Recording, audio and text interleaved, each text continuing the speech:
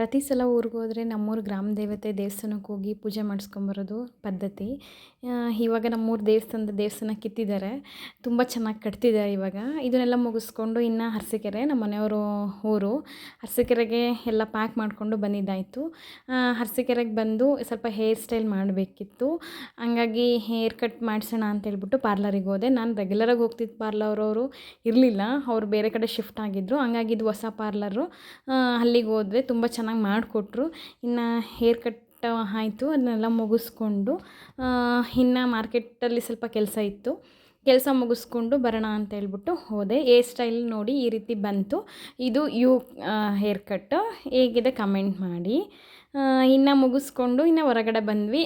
ನಮ್ಮ ಅರಸೀಕೆರೆ ನಾವು ಬರೋದು 3 ತಿಂಗಳು, ನಿಂಗೆ ಒಂದು ಸಲ ಬಂದ್ರೂ ಪ್ರತಿ ಸಲ ಬಂದಾಗಲೂ ಏನಾದ್ರು ಚೇಂಜಸ್ ನೋಡ್ತೀವಿ ಅಂತ ಅನಿಸುತ್ತೆ.